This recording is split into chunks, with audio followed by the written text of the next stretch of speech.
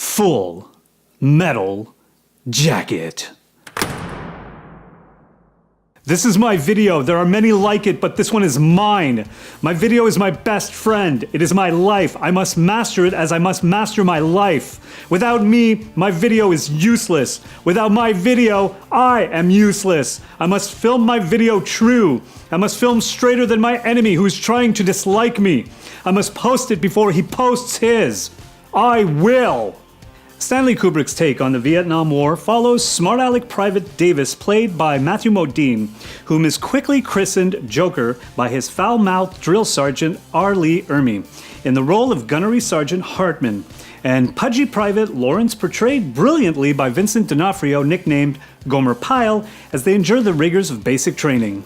Though Pyle takes a frightening detour, Joker graduates to the Marine Corps and is sent to Vietnam as a journalist, covering and eventually participating in the bloody Battle of Hue. Kubrick had very specific inspirations for writing the screenplay. He contacted Michael Herr, author of Vietnam War memoir Dispatches, in the spring of 1980 to discuss working on a film about the Holocaust, but he eventually discarded that in favor of a film about the Vietnam War. They met in England, and the director told Herr that he wanted to do a war film but had yet to find a story to adapt. Kubrick discovered Gustav Hasford's novel The Short-Timers while reading the Virginia Kirkus Review. Herr received it in bound galleys and thought it was a masterpiece. In 1982, Kubrick read the novel twice, concluding that it was a unique and absolutely wonderful book, and decided, along with Herr, to adapt it for his next film. According to Kubrick, he was drawn to the book's dialogue, finding it almost poetic in its carved-out, stark quality. In 1983, Kubrick began conducting research for the film, watching past footage and documentaries, reading Vietnamese newspapers on microfilm from the Library of Congress, and studying hundreds of photographs from the era. Initially, Herr was not interested in revisiting his Vietnam War experiences, and Kubrick spent 3 years persuading him to participate in what the author describes as a single phone call lasting 3 years with interruptions. In 1985, Kubrick contacted Hasford to work on the screenplay with him and Herr, and often talked to Hasford on the phone 3 to 4 times a week for hours at a time. Kubrick had already written a detailed treatment. They got together at Kubrick's home every day, breaking down the treatment into scenes. From that, Herr wrote the first draft. The filmmaker worried that the book's title might be misread by audiences as referring to people who only did a half day's work, and changed it to Full Metal Jacket, after discovering the phrase while going through a gun catalog. After the first draft was completed, Kubrick phoned in his orders, and Hasford and Herr mailed their submissions to him. Kubrick read and edited them, and then the team repeated the process.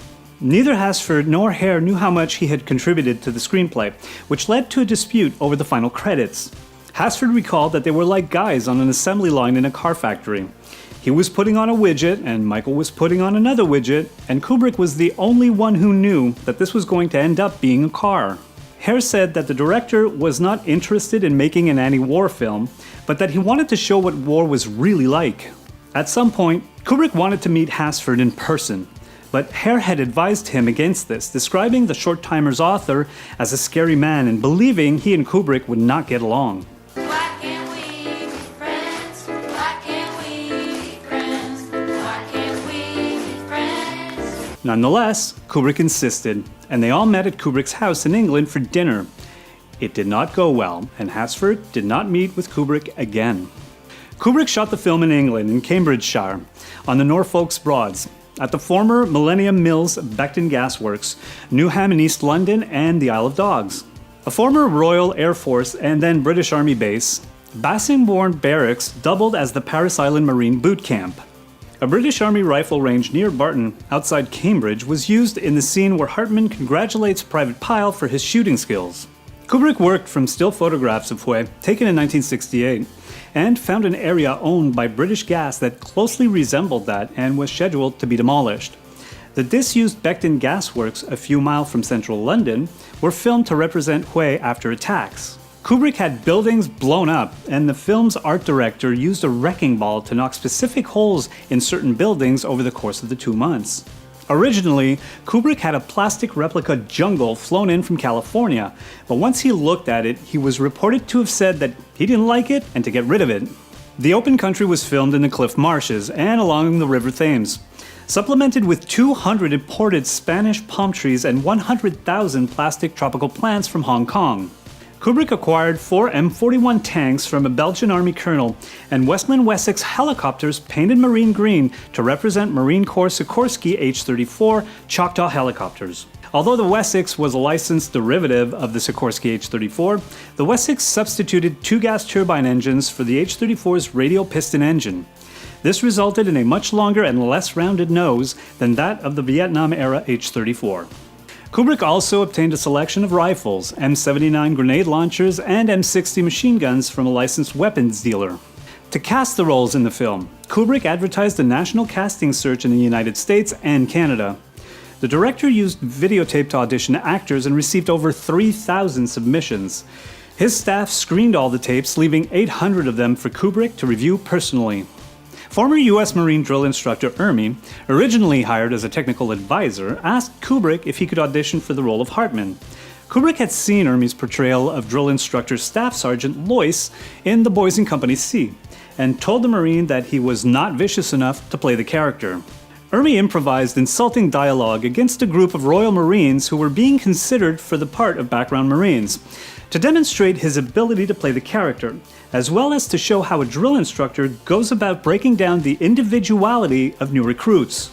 Ermey knew that the rehearsals would be videotaped, and with that in mind, he approached the wardrobe department and requested a drill instructor uniform. Upon reviewing the tapes of the sessions, Kubrick gave Ermey the role, realizing he was a genius for the part. I worked it out where Stanley had to watch me be his drill instructor, whether he liked it or not. Kubrick also incorporated the 250-page transcript of Ermey's rants into the script. Ermey's experience as a drill instructor during the Vietnam era proved invaluable. Kubrick estimated that Ermey wrote 50% of his own dialogue, especially the insults.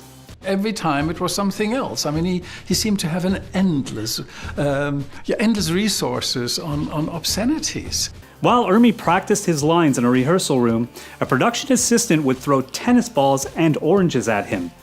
Ermey had to catch the ball and throw it back as quickly as possible, while at the same time saying his lines as fast as he could.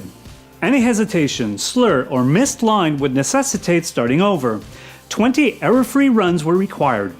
The original casting plan envisaged Anthony Michael Hall starring as Private Joker.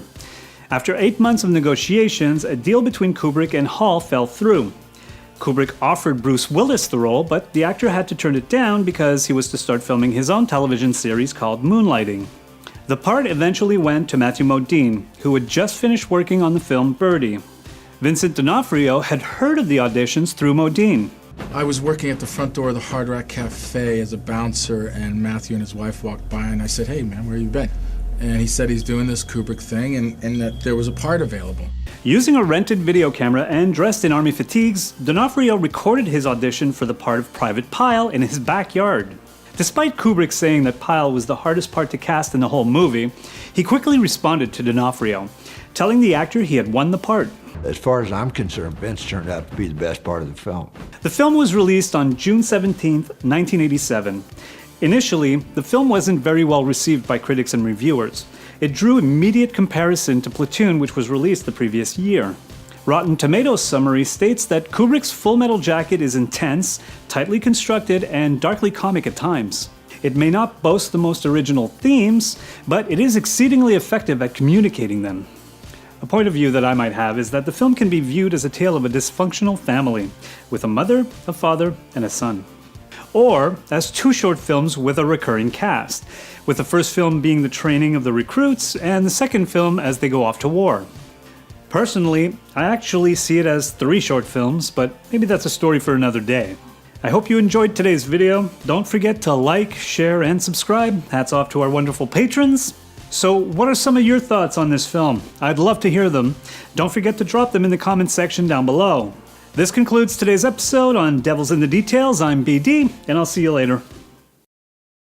She'll die before she'll tell you anything. You gotta be shitting me, Joker. You think you're Mickey Spillane? You think you're some kind of fucking writer? Lord Vader, the battle station plans are not aboard this ship, and no transmissions were made. Well, no shit. What have we got here? A fucking comedian, Private Joker. Do you suck dicks? Yes, sir.